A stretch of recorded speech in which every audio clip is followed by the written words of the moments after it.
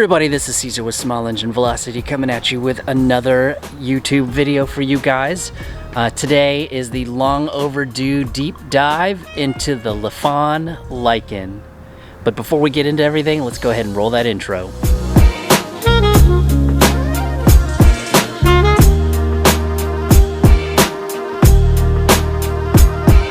So if you're not familiar, the Lycan is a twin cylinder or a V-twin cylinder 250cc cruiser.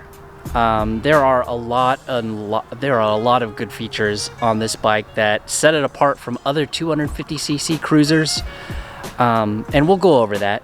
But today what we want to do really is kind of take off all the plastics, take off all the covers, and then get a look at the inside and deep dive into this bike. So let's go ahead and take a look. So for convenience, we went ahead, because my knees are killing me, went ahead and put it on a stand so we can kind of get an idea of what we're looking at here with this particular bike. Now, first, let's start with the rear. The rear is a dual suspension with a 130/90/15 tire in the back. Adjustable suspension on both sides. You just move these little pegs up and down to these different notches to kind of get yourself a little bit more stiffness back here if that's what you want. If you look back here, this is a Choho 530 chain on the back of this bike. And if you ask me, this is I think it's a 45 tooth. You could probably you could probably take a tooth out and get a lot more speed out of this particular bike. And then we move up to the chain. If you notice, that's a really long chain. The center of the swing arm is in the middle of the body. Then we move up from, oh, here, there's your front sprocket if you want to take a look. It's a little bit dirty. There's about 1,100 miles on here now. This has been driven a lot by my brother's fiance. She's been learning to ride on this, and it's gotten a lot of compliments. Then you can see the V-twin. There you go. Now, if we look underneath the seat, you can see this is where the battery goes. Here's your coil, other sensors. There's your main wiring harness that goes up through here. This is this particular cylinder's exhaust and its O2 sensor. And then if you look on the back side, right there, you can see the ECU, because this is a fuel-injected bike. Air-cooled fuel injected. This is a lot more complicated than I first imagined when I first took this apart. Now we move down. Here's our big kickstand. It is a framed bike, so it works well with this stand. What's interesting is my brother took this out to a biker area meet, and everyone was surprised that it has platforms.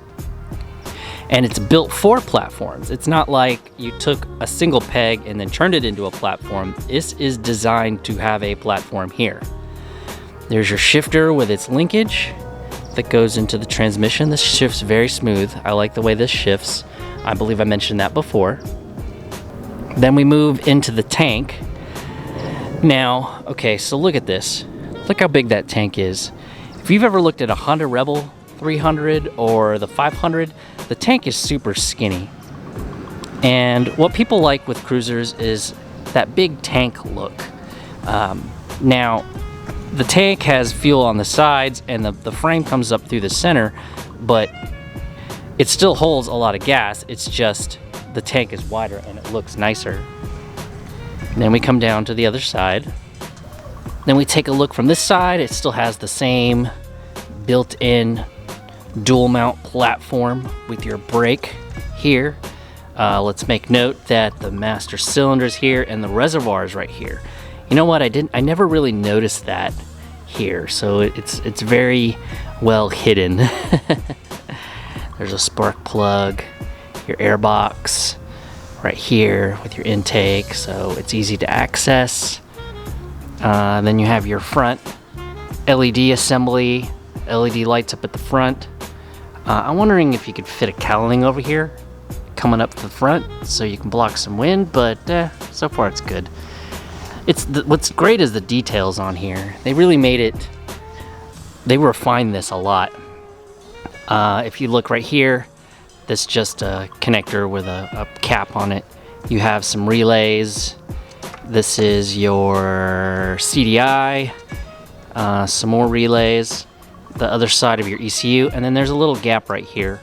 And this gap holds tools because this piece can be unlocked with your key to take off. Let's look at what the tools are that comes in here. So here's the tools. Comes in a little bag. You've got a 19, a 13, a 14, an 8, a Phillips.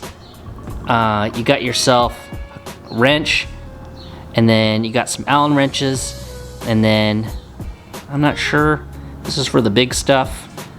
I don't know exactly what it fits, but it's there for you to use. This all goes in the bag and goes inside of there. Easy access and storage underneath the bike. Then we'll move into the rear the rear brake.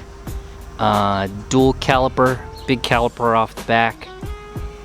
Here's your braided hydraulic line that goes mounted to the body so it doesn't rub against the tire and goes all the way up to the front. All right, well, here is the Lifan Lycan and all the stuff open. We'll go ahead and put it back together now.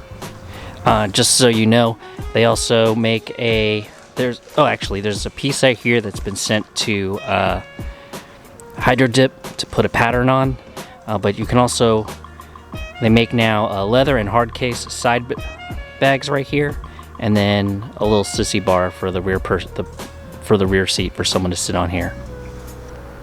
Well, there you go. There's the deep dive into the American Lifan Lycan, a 250cc V-twin, fuel-injected, air-cooled cruiser. Has a lot of refined touches to it. But anyways, if you guys have any questions about this particular bike, go ahead and leave a comment below. Or if there's anything else that you need to know about this particular bike, please go ahead and contact me. Anyways, thank you for watching. Hope you guys like and subscribe, and I will see you in the next video.